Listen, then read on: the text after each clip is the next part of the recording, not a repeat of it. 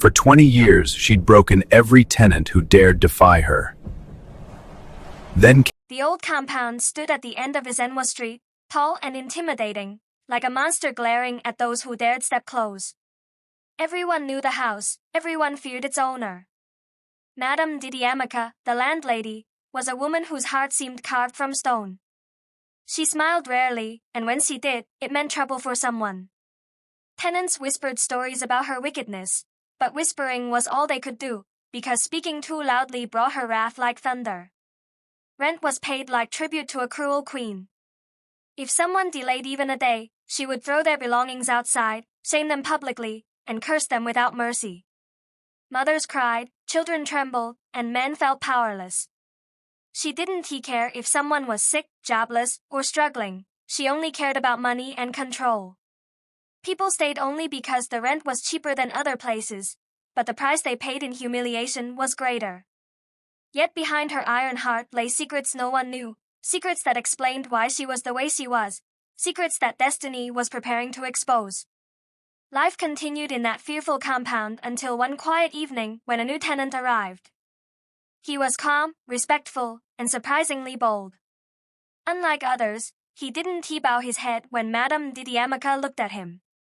He simply greeted her kindly and walked into his room.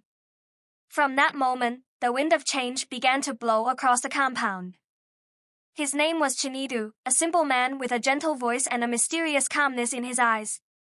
He didn't look rich, neither did he look weak. He carried only a small bag and a heart full of quiet determination. The other tenants watched him suspiciously, whispering among themselves.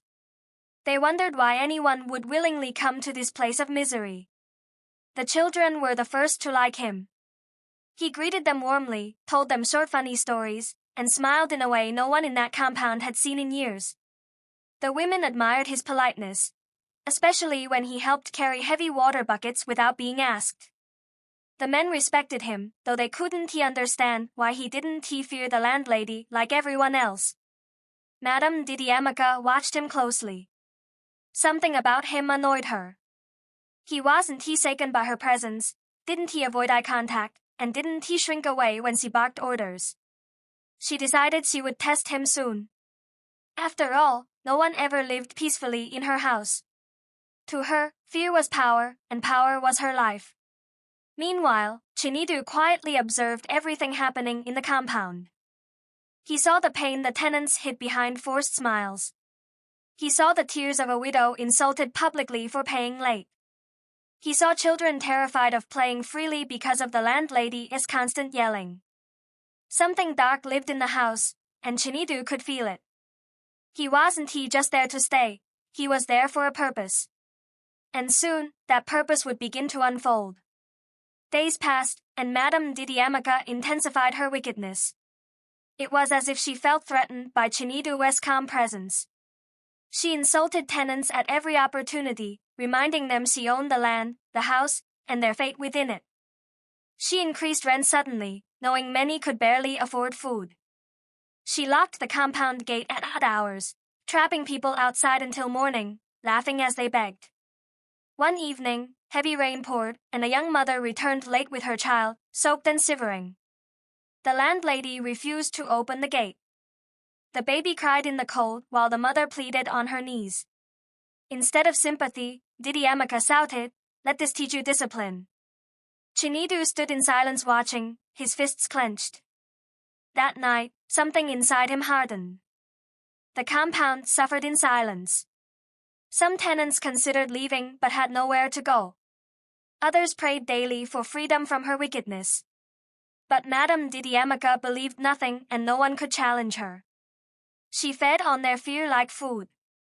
The more they broke, the stronger she felt. However, power built on wickedness never lasts forever. Destiny always prepares a day of reckoning. And that day was drawing nearer than she imagined. For the first time in years, someone lived in her house without bowing to her. Someone who saw beyond her harshness. Someone who understood that even the strongest tyrant eventually meets their match. One night, Madame Didiamica sat alone in her room, staring at a faded photograph. It showed a younger version of herself, smiling happily beside a man and two children. Tears filled her eyes, tears no one ever saw. Years ago, she had known love, laughter, and peace. But tragedy stole it all. Her husband died in a strange accident, and her children were taken by relatives who blamed her for everything. Heartbroken and alone, she turned cold. She hardened her heart to survive. She believed kindness made people weak, and weakness invited pain. So she transformed into the ruthless landlady everyone feared. Wickedness became her shield. Power became her comfort. She promised herself never to be hurt again, even if it meant hurting others first. Meanwhile, Chinidu learned bits of her past from an old tenant. He realized she wasn't just cruel, she was broken. But broken souls who refused healing could destroy others. He knew compassion alone wouldn't change her. She needed to understand pain the way she made others feel it. Only then could she face herself. The compound slept, unaware of the silent war approaching. But fate was already setting the stage. Soon, everything would begin to crumble around her. And the landlady who believed she ruled destiny was about to discover destiny always rules in the end. Trouble started when the landlady accused an elderly tenant of lying about rent payment. The poor man begged, explaining he had proof and only needed time to retrieve it. Without listening, she slapped him and threw his belongings outside. The tenants watched helplessly until Chinidu stepped forward. He helped the old man up and faced the landlady. "This goes too far," he said calmly. The compound froze. No one had ever spoken to her like that. Her eyes widened in fury. "Who are you to challenge me?" she yelled. But Chinidu didn't back down. Just a man tired of seeing injustice. He helped the old man back inside and demanded she return his belongings. The landlady laughed bitterly and warned him never to interfere again. But her laughter shook slightly. For the first time, someone wasn't afraid. Whispers flooded the compound. Hope sparked like fire. The tenants began to believe maybe, just maybe, the evil landlady had finally met someone strong enough to face her. From that day, tension filled the compound. The landlady made deliberate attempts to frustrate Chinidu, unreasonable rules, false accusations, sudden threats. But every time, he calmly disarmed her with truth, firmness, and courage. Tenants stood behind him slowly, drawing strength from his boldness. Her authority began to shake. Fear no longer worked like before. People started questioning her. People started speaking up. To her, this was unforgivable rebellion. She swore to break Chinidu completely. But the harder she fought, the more destiny cornered her. Deep inside, something else troubled her. His face, his voice, they reminded her of someone she once knew. Someone kind. Someone she lost. Memories haunted her nights. Guilt crawled back into her chest. Her strength wasn't strength anymore. It was desperation. And destiny was closing in. One fateful evening, chaos struck. Her long-ignored structural problems in the house caused part of the building to collapse during rainfall, injuring a tenant's child. Panic filled the compound. People screamed. Neighbors gathered. Authorities arrived. For years she neglected repairs while collecting money.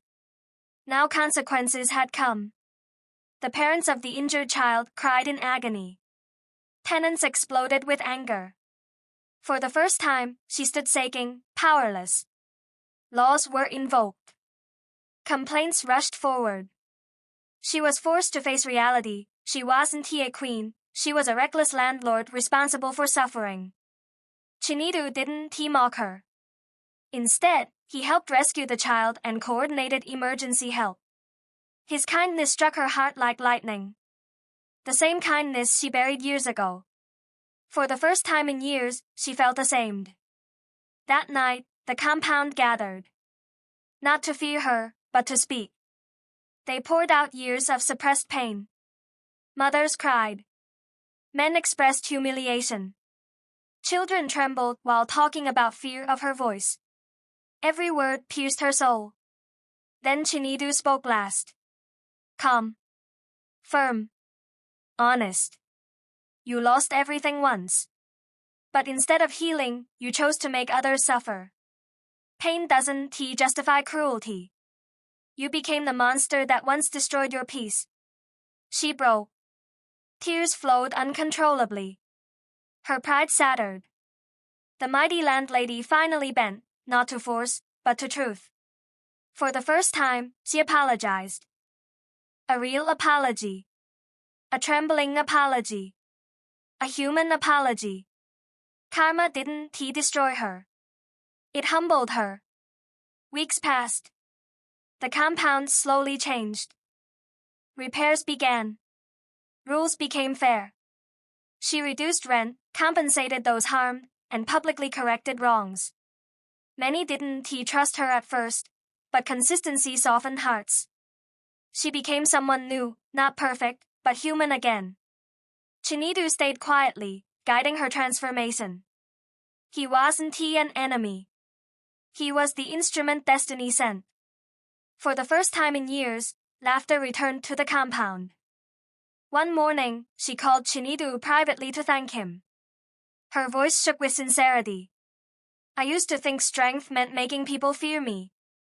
You taught me real strength is earning respect. He smiled gently.